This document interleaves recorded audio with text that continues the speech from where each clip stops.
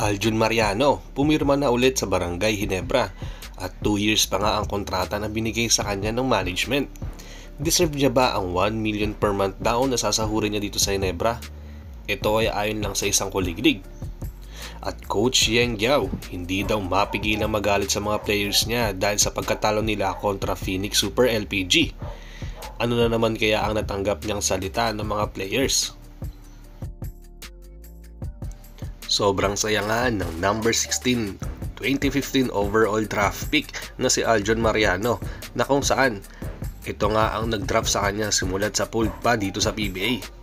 Barangay Ginebra pa nga ang unang-unang pinaglaruan nito at wala pa siyang napaglalaroan na kahit anong ibang kuponan dito sa PBA since 2015. Kaya naman sobrang saya nga ni Aljun tulad ng sabi ko kanina. Nandoon pa rin kasi yung tiwala na binibigay sa kanya dito ng Ginebra management simula nung na-draft nga siya. Kahit pa na injured na nga siya way back 2022 hanggang ngayon na nakakapag-recover pa nga lang siya. Nagkaroon kasi ng ankle injury itong si Aljun Mariano kaya napilitan nga siyang hindi makapaglaro at magpa-surgery ng ilang buwan.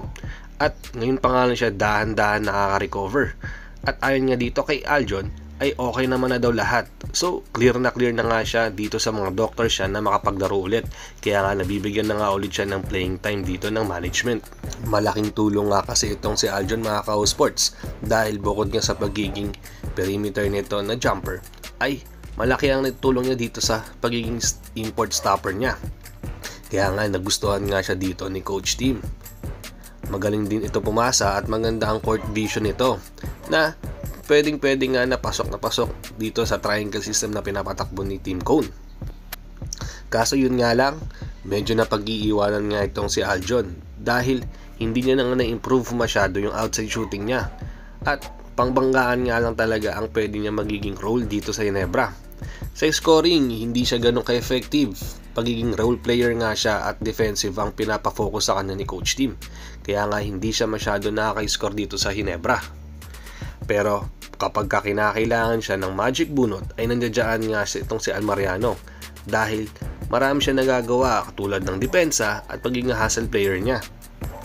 Pero yun nga mga ka-sports, sa 2 years contract na binigay nga sa kanya ng Ginebra ay sobrang laking opportunity niyan mga ka-sports at meaning sobrang ganun nga kalaki ang tiwala sa kanya ng management.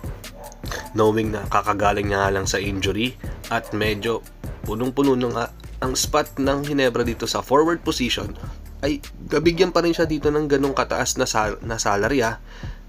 Meron kasi na kumakalat na rumors mga ka-sports at ayon nga sa isang kuliglig 1 million per month daw ang binigay na kontrata sa kanya dito ng management.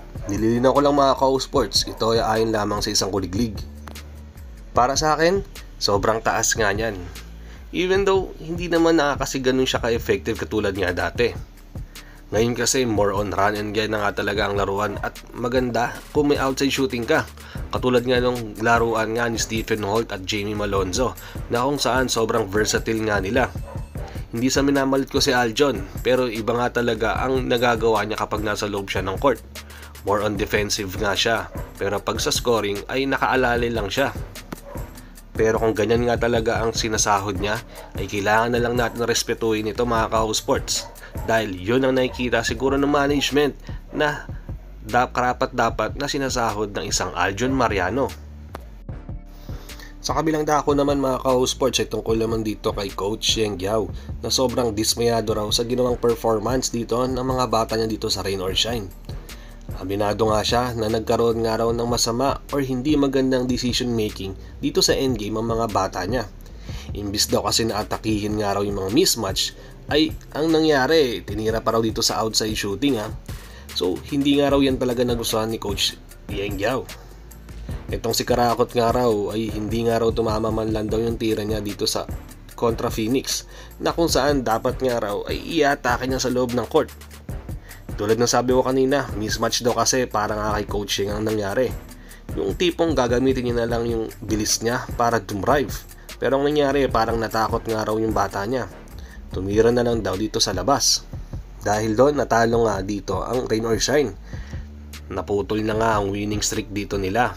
Pero ganun pa man, masaya pa rin dito si coaching ha. Kasi alam niya na isa ito sa magiging proof nga talaga ng mga players niya at dito ng team. Dahil dito pa nga rin tayo sa elimination. So kapag nandito na sila sa playoffs ay wala na nga raw talagang chance or hindi na raw talaga pwede yung mga ganyang errors nila. So pinaghahandaan na nga raw talaga nila ito dito sa elimination pa lamang. Alam niya na mga bata pa ang mga players niya pero gusto niya na maging matibay na raw ang mga loob nito hanggat maaari. Katulad ng ginawa niya dati dito kay Napoli at Bo Belga.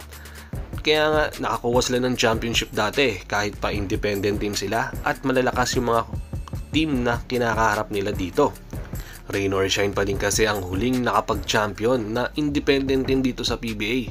Kaya nga sobrang saya nga ni Coach Sheng na mapanatili niya pa rin ito sa kanya. At gusto niya nga ulitin ito hanggat maaari. Yung tipong makakuha nga ulit sila ng championship, yung independent team dito sa PBA.